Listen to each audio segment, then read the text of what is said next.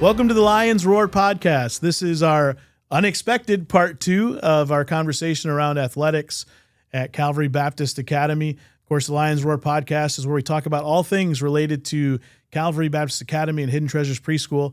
I'm Dr. David Warren, the head of school at Calvary Baptist Academy and the host of this podcast. And today, my special guest is Mr. Joel Small, our athletic director here at Calvary Baptist Academy. So we're going to learn a little bit about Mr. Small and our athletic program here at Calvary. It's good to be here. Yeah. Joel, how long have you been the athletic director at CBA? I have been I was the assistant athletic director for 1 year with Coach V as he transitioned into retirement. And then I just finished my 4th year as the athletic director. And how long have you been a teacher at Calvary? Been at Calvary for 10 years total. Okay. Just finished our 10th year. Okay. And so how long have you coached at Calvary? What roles have you been in the athletic department before you were the assistant and then now athletic director? I coached, I think it was 1 year of junior high boys basketball right after we moved back. Coach V needed someone, so I filled in there. And then I helped him out off and on his last couple of years when he was the varsity boys coach. And then I just finished my 5th year as the varsity boys basketball head coach. Okay. And what is kind of your athletic background? What kind of involvement have you had in athletics prior to being here at Calvary? Sure. I played basketball starting in elementary all the way through high school. I did not play at a Christian school. All of my athletic participation was in a public school. So it was a little of an adjustment coming to Christian education. I also ran cross country in high school. I was not fast. I was actually the slowest on the team. Slow and steady wins the race. Loses a lot of races actually in cross country. But I did 2 sports through high school. Obviously, the focus was mostly on basketball. So okay.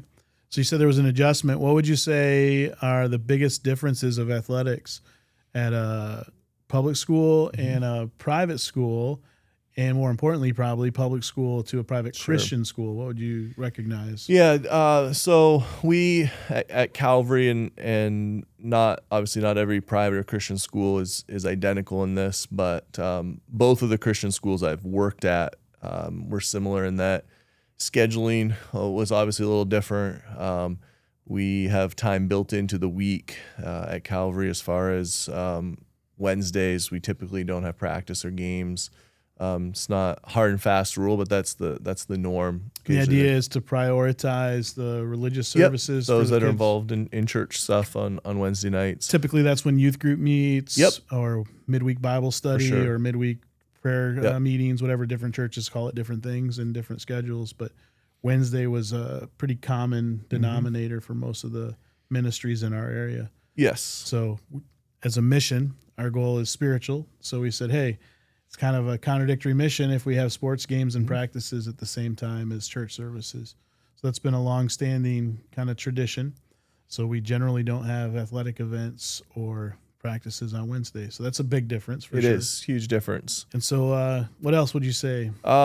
I when I was playing in high school a long time ago, we often had weekend activities. And again, it's not that we don't ever have weekend stuff at Calvary, but generally, coaches and administratively, we try to protect weekends as much as possible, and so that's an adjustment as well. Yeah. Shorter practice times probably would be a big difference. So a lot of time management. Yeah. Let me highlight some of that. We mentioned the Wednesday part in that I think a lot of people would probably assume, well, you don't do things on the weekend because that's when church is on Sunday. And that's part of it. But we really believe that the school, our mission is to partner with parents, because it's the parents' role to raise their kids, and to raise their kids not just to be good people, but to raise them to know the Lord and to serve the Lord with their lives. And so we look at this 3-legged stool, right, of the church and the home, and then the school comes alongside. So we want families to have time, for parents to have time to actually raise their kids, and then have opportunity to have their kids involved in their local church, be that a service on Sunday, the midweek services and youth groups and those different things. And so we recognize if sports are taking up every evening and every Saturday and even Sunday for tournaments and all these kinds of things, there's no time left over for church and or family. So that's the reasoning behind it. And we don't, like you said, it's not a hard and fast that we never have a weekend activity, that we never have a Wednesday activity, that there's never late nights for games and travel and such like that. But that we try to minimize that, and we're actually thinking about those things in the schedule. And so that is one big difference between probably the average public school and the average Christian school. The other difference is missional. We talked about the mission of the school, which means that the mission of the athletic department is an extension of that mission. So how do our coaches in our athletic program approach sports maybe a little differently than the average sports team at another school here in our community? Sure. Well, I think if you take a look at the CBA mission statement, there's reference in there to service and defending, what we believe, ultimately obedience to Scripture. And I think we would summarize that and say we're trying to make disciples, right? Yeah. And so then our athletic program needs to fall in line with that mission. And that's not to say that everything we do is perfect, that we've got it all figured out. There's constantly room for growing. But we want our athletes to be in sports for more than just athletic success. There is a bigger picture, and that discipleship component has to be a priority. And our coaches, I think, handle it all a little differently. Some do, we're gonna do a Bible study as a team. Some have different devotional times before games or practices. So there's different things that go on. Every coach does things a little differently. But ultimately, it's more than just sports. It's more than just winning. It's more than just individual accolades. We really want our athletes to become disciples and to follow Christ. Yeah. That's exciting. And most every team and every season has some sort of spiritual theme, it seems. Usually the coach picks a theme or picks a verse that they're working on that has some life lesson application for that sports season. It's always interesting how the theme's chosen and how things happen throughout the season that tend to build off of that theme inevitably. And so that's always fun to see. And then, we really want to use sports even as a platform to be a witness and be a testimony. So we're constantly reminding our students that not just wins and losses, but actually how you play the game, how you interact, your sportsmanship, your character, how that shows up. And we don't, again, do it perfectly because these are young people. They're still growing. We sometimes, I think, even forget that as adults when a student does something maybe unwise or foolish or loses their cool in a heat of athletics, that they're still growing, that there's still time to learn. And so there's we all are. And sometimes that applies to coaches, right? Yes. We can mess it up as well. And but we're growing in that area. And how would you say, one of the students even referenced, and I talked about, we've moved into the Michigan High School Athletic Association. So that means that our primary pool of opponents are our public schools. It's not exclusively, but a larger pool of those. Some of the reasons we moved from the Michigan Association of Christian Schools to MHSAA, the biggest reason was lack of competition at that time. So our teams were winning state championships, and in some cases for many years in a row. The girls in particular were very successful. And most of that was because our school is a little bit larger than maybe some of the other schools in the Michigan Association of Christian Schools. And the teams that we were competitive within MAX were some distance away. There were very few of them, and so we'd have to travel either a long way and or play games that were not competitive, so it wasn't fun for either team. So that was a big part of it. But we also wanted to have opportunity for our kids to have maybe a bigger platform to be seen, and for even our school to be seen more in our community. And so MHSAA gave us an opportunity to do that. But it's different because we're now playing schools that don't have the same mission statement. They don't carry the same philosophy that we do. And so first of all, tell me, what are some of the things that have been a benefit from moving into the MHSAA, and what does that look like for you as an athletic director? What are the positives there? Sure. So on just a purely practical note, as you mentioned, the travel is generally less. Now, I was not really heavily involved in athletics back in the the height of our max involvement, but I've heard stories Yeah, for sure. of even from my own wife of the travel, and so it's not that we don't travel; we still travel distances, but No, it was different for travel, but it was also different. You weren't there. I played in the '90s, right? But even then, we would play like for a basketball night. You'd play 4 games sometimes in one night heard at the same stories. gym. So you Long nights. Yeah, first game sometimes at 4, and then 5:30, and then 7, and then 8:30. So then you're driving back. So even if it's only an hour away, Still midnight. which sometimes it was more than that. Yep. So it's long late nights. Those were usually Friday nights that look like that 4 game kind of thing. But you'd play because that's when girls played basketball the same time as boys. I don't know if you think back, but the seasons were everything was it wasn't you had or volleyball season was different, I think, because one of them switched at some point in there. Because I think it used to be that was it the basketball and volleyball were different For girls, maybe. Yeah. I think that may be There was some accurate. flip at some I've heard point. some discussion of that long before But I there was were around. long nights like that and whatnot. But anyway, so that was a big difference. Yeah, travel. And where now the teams, not only do we travel to games that aren't quite as far away, but we also don't tend to cram all of the teams in the same place, which is a change. And so that's good and bad. A balance there, right? Because it is hard for families that have kids maybe on multiple teams and such. But, the junior high or JV games may be played in a different spot than the varsity, and girls and boys are separated and things like that, where before everyone was together. And like I said, there were pros and cons.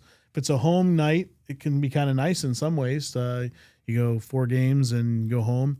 But if it was the away team, that's a lot of travel there. Late nights. So I remember those days, and this is definitely nice. And now with 2 gyms, especially with the new gym floor, we'll make that even better because we kind of avoided using that.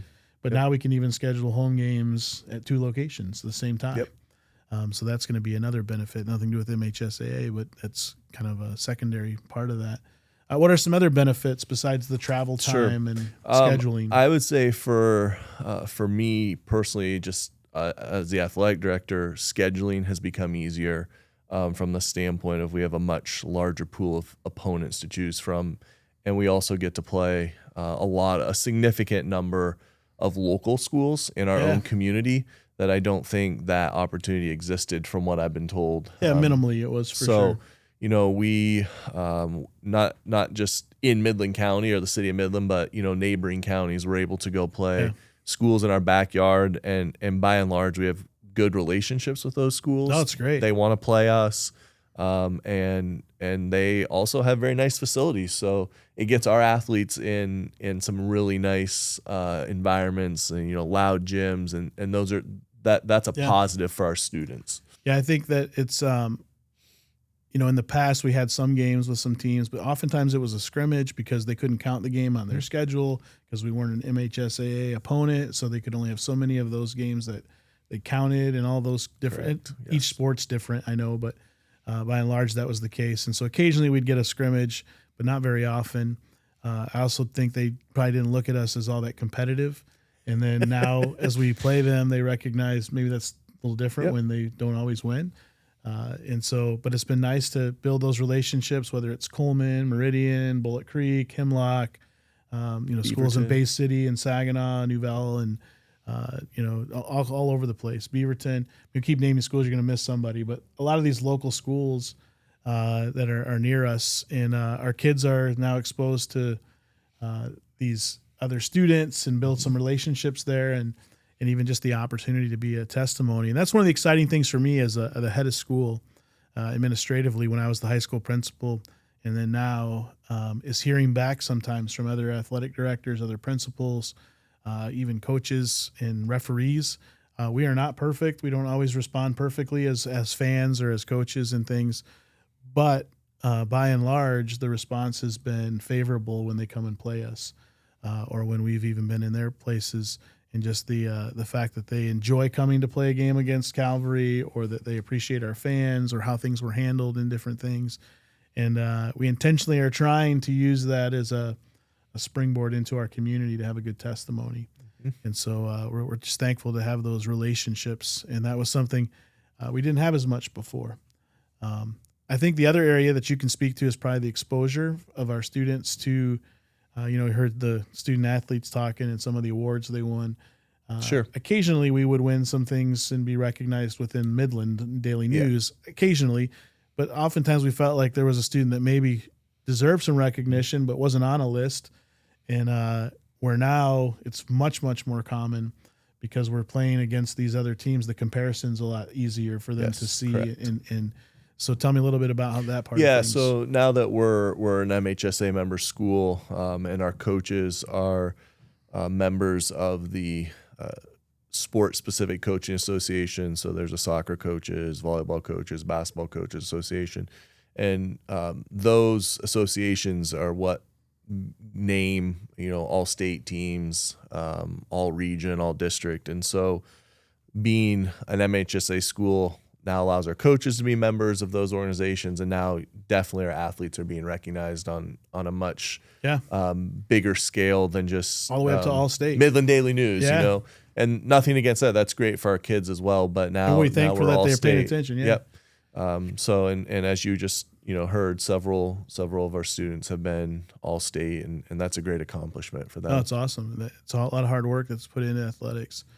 I'm thankful, Joel, for your leadership. I'm thankful for the athletics in our school. And I think that one of the other unique things about a Christian school, and a school, particularly a Christian school our size with athletics, we have a different mission. And so there's also the ability for our students to get involved in athletics where they might not be able to in other schools. Our student athletes talked about, hey, if you want to play at the next level, specialize. And that's, I think, good advice for students that are maybe on that end of the spectrum athletically. But a lot of kids aren't on that end of the spectrum athletically. They're not going to play collegiate sports, but they love the idea of playing sports, and they love the competition and the camaraderie and being part of a team. And Calvary gives them that option. So they can play multiple sports and they can be involved in these things. I was never a student athlete that probably was going to go anywhere with my athletic prowess. I know it's hard to believe, but I got to be a part of some teams and be involved. And in some cases, even they're needed because, if only the elite athletes play, there's not enough to fill out a soccer team or a volleyball team or whatever. And so we want kids to play, and we think there's a benefits in athletics to the point that we want to encourage that. And so I'm thankful that that's also part of the DNA of sports at Calvary, is that there's a place for even the kids that aren't necessarily the greatest or don't have the time to devote to. I can't come to every workout every day. I'm working a job, or I'm maybe I'm have skills in some other area in fine arts or other things, and I'm putting time in there, so I can't put as much time in. But if you allow me, I'll be on the team and I'll be at the practices and I'll be at the games. And that flex a little bit. And it's a balancing act because you want kids committed to the team and committed to helping the team get better and to grow, but not so much pressure that if you're not all in and this is your only thing in life, then and so figuring that out. And so I'm thankful for your leadership in some of that, and the part that you played in as a coach and then as a athletic director. Last train of thought, tell me a little bit about that role as coaching and mentoring, and how do you balance the two? Because sometimes you got to be coach and you got to crack the whip, and then at the same time you want to build that relationship so that you can, as you mentioned, disciple. And how do you strike that balance in coaching? Yeah, so that's I would say for me personally, that's an evolving conversation. Yeah. It's an area that there's always room for improvement, but I think a big part of it is from the perspective of you're going to spend a lot of time with a particular group of athletes, and that time, through that time together, you're building a relationship. And to be the most effective at mentoring or discipling, it requires a relationship. Yeah. We see that scripturally through Jesus' life with his disciples and spending time with them.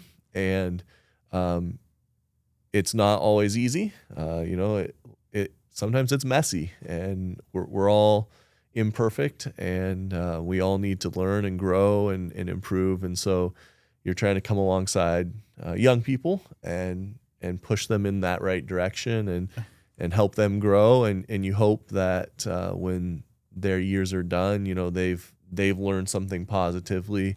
They've had a good experience. And that doesn't mean that, a successful high school athletic career for the athletes, and even me as a coach, it doesn't mean that I'm winning state championships or they're winning state championships, but it does mean that they learned and grew through that experience. And it was ultimately a positive time in the CBA athletic program. And that can't happen as effectively accidentally. I think you have to intentionally look and say, how am I going to use this time, this season, these opportunities to help grow these young men or these young ladies to be better. And what are they going to be better at? Well, they're going to be better at basketball. Okay. But if my goal is they're going to be better as Christians, as believers, as disciples, then I've got to think about the game plan for that too, right? So the X's and O's on the court equals some sort of success, but X's and O's in the discipleship program have to be thought out as well. And I think there's kind of two sides to that. One is having the plan and working the plan and building that relationship. But the other side is they pick up more by what they observe probably than by, what you're trying to teach them. It's one thing to teach the lesson. It's the other thing to live the lesson. And that's where it's hard in athletics because, I remember back when I was in college and they talked about the tea bag and the hot water and whatever's in the bag comes out. We went to the same college. Yeah, I've heard the same story, right? Same story. And but it's true, right? It is a good analogy. In the athletic field is that pressure. It's the hot water, and then what comes out in our students. And so opportunity then to talk that through and talk about how do we build character and such. But it's also true on the coach's side. And sometimes the water gets hot and we then have to, but it's even how do we handle it after we've maybe messed up and they're watching that too. They're watching, okay, what did they say and how did they say it? But then they're watching, how do they come back later and say, I was wrong. Will you forgive me? And I didn't handle that right. And I needed to, and as parents, we've been there, we mess it up and we have to go in front of our kids and say, I was wrong. As coaches, it's the same way, right? They're not our kids, but this is the group of young people I've been given responsibility over. And sometimes I blew it. I messed it up. I didn't handle that well, or I made the wrong decision or whatnot. And so they're observing. And so, I don't want to put anyone on a pedestal, but at the same time, it's a huge responsibility we carry when we take on those roles. And it's a heavy load sometimes, but I know, Joel, that you have a good testimony there. It's not like, again, none of us is perfect. And I know you're thinking of things like, oh, is it going to bring a, no, I'm not. And, there's always times like you would look back and say, here's a moment where but by and large, you've carried yourself well, and the guys that have been through your teams respect you and are thankful for that relationship. And that's probably what I value most about you and your role and your position. I'm thankful I don't have to put together a sports schedule. I'm thankful I don't have to go to practices day in and day out and ride on buses and all of those things because that's not my job. And but I'm most thankful for the fact that you're building disciples through the athletic program. And I know that's what all of our coaches are striving to do. And so we pray for those opportunities and relationships. And so, Joel, what would you say in your time at Calvary has been the highlights, some of the highlights that you would say are the moments of you're thankful for, or successes, or even fun, Yeah. Obviously we don't coach, as coaches or as athletes playing, we don't participate in athletics to lose. So you can't separate at least a little bit, the on the court, on the field successes. Those are highlights. Yeah. But it's important, again, to maintain balance. It's more than just those. But seeing that our athletic programs have come into the MHSAA and have more than held their own. They've I think we've been to the district championship in every sport and had opportunities for success, even some regionals. Yeah. So that's fun. So those those experiences obviously are great for our athletes. Those are a testament to the hard work and investment on coaches and athletes and parents as well. Yeah.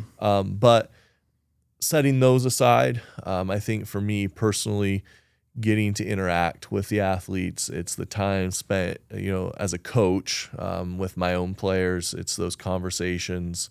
It's maybe not even necessarily during a scheduled time. It's the things that just happen organically, and the conversations, the meetings in my office, or putting your arm around someone after a tough game and just encouraging them.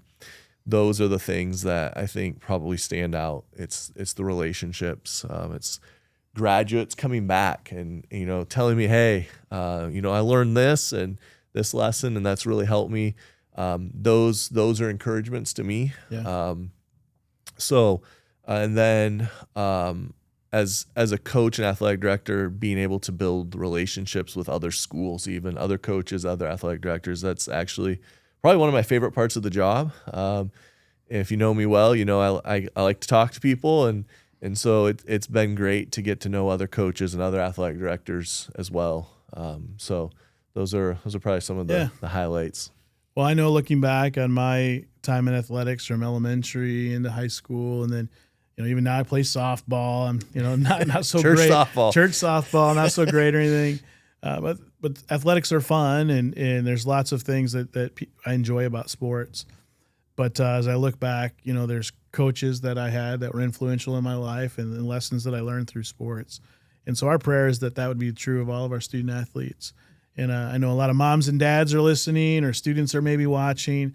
Just want to encourage you to pursue athletics in high school.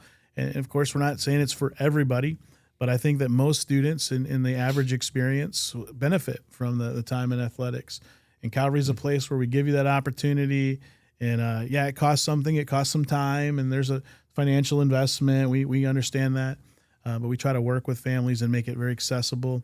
And we want to make athletics something that students look back on and have a positive experience. And so I just want to encourage you in that. And just say thank you to you, Mr. Small, as our athletic director, on behalf of all of our coaches.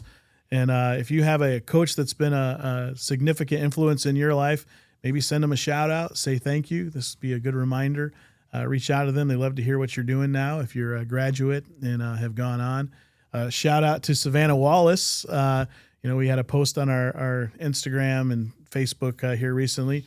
Savannah is one of our graduates. She went on to college here at Northwood University and played, then became an assistant coach, and she also assisted coach at our high school team, helped out here at Calvary for a number of years. And now she's heading off to coach at the collegiate level at Cedarville University. She's going to be the assistant coach out there. So, Savannah, we're proud of you. Congratulations. And this will conclude this week's episode of the Lions Roar podcast. And hopefully you've learned some things about athletics and our athletic department and some of the things going on there. But if you have any questions about athletics, reach out to Mr. Small, or you can just reach out to the school if you want to learn more even about what's going on in the summer. We've got lots of summer camps through Calvary Baptist Church, the Triple C camps going on. I think soccer camp's going on today, but other camps going on throughout the summer. It may not be too late to jump into some of those that take place here later in the month, but we'd love to have your kids involved and use sports as opportunity for ministry. So we trust that you've enjoyed this episode. And if you haven't yet, subscribe so you'll always know when a new episode comes out, even through the summer, all the way into the new school year. So God bless you. Have a great day. And we'll see you on the next episode of the Lions Roar podcast.